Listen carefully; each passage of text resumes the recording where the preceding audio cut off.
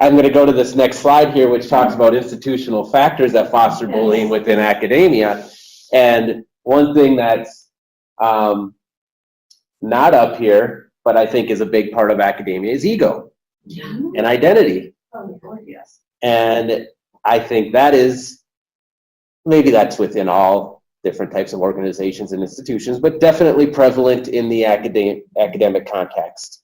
There's also inherent power differentials within academic institutions. We are teaching people and trying to develop people professionally, which means you have people all the way from the early novice level to the extreme experts. Proliferation of disrespectful communication style, and that comes from that cycle that was talked about earlier. People, to focus on the development of specialized knowledge. Oftentimes, leadership and mentoring training is not part of the development of their specialized knowledge. So you learn from what is modeled.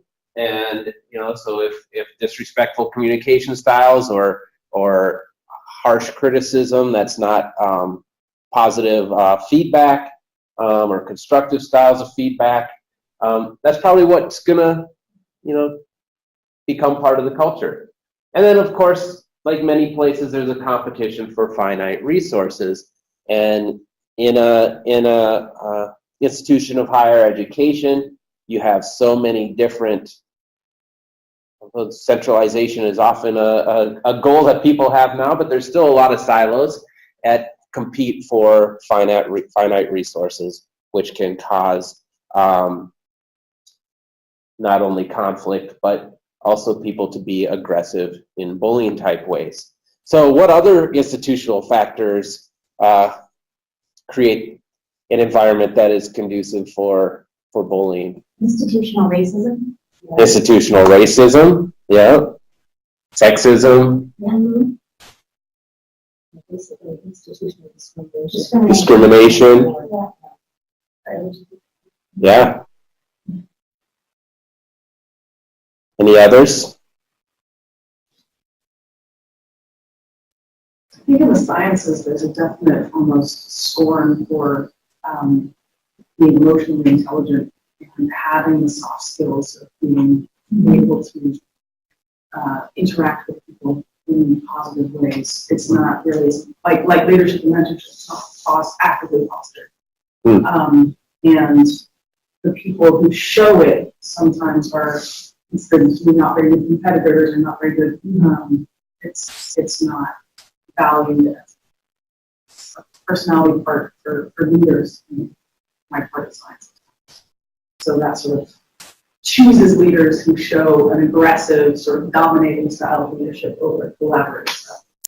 Well, faculty are rewarded in both, there's a tenure track faculty member for promotion and tenure, and they're rewarded for the outcomes that if bullying type practices or activities are then put forth, they become more successful with competition for finite resources. And so it really creates the system where people feel they have to engage and participate in order to achieve what it is they want. They're not thinking about others. Mm-hmm. So yes, that reward for The incentive system is set up in a way that really fosters the type of behaviors. Yeah.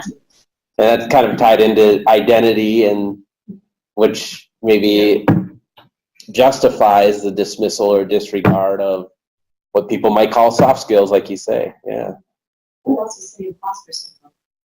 Yeah. We talk about imposter syndrome at graduate school, at the graduate student level, but there's imposter syndrome all through the system. You have leaders who, feel like the leadership police is going to come knock them on the shoulder and say, yeah, you don't belong here.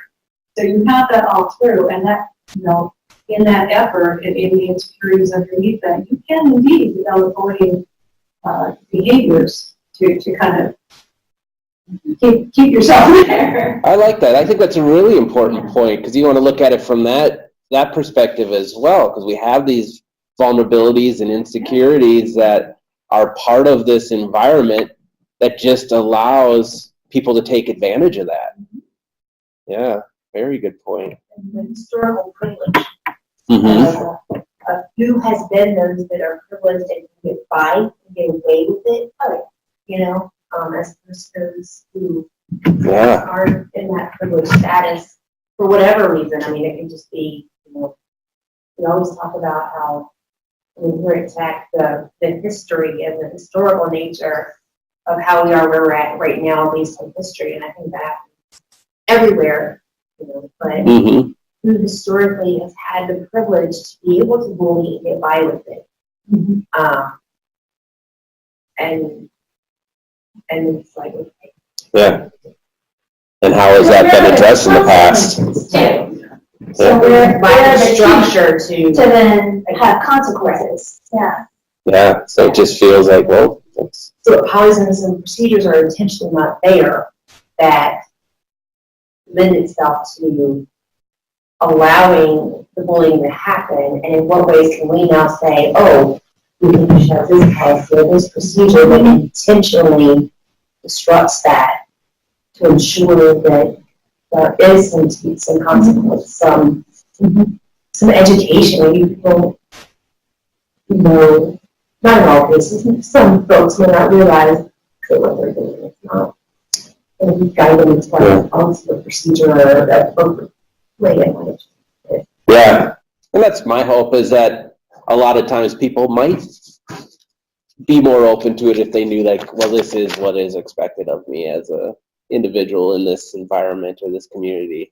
Well, I think it goes back to the consequence. I mean, if your performance evaluation had an aspect of this in it, or whether or not you qualified for your merit raise or whatever, Yeah. I mean, where are we as an institution to put those touch points intentionally in place to say yes or no? Yeah, and that's why we want to have this conversation with those of you that are leaders in programs and departments, to talk about how can we do this, not only on the wider graduate school level, but more specifically in your own communities and environments.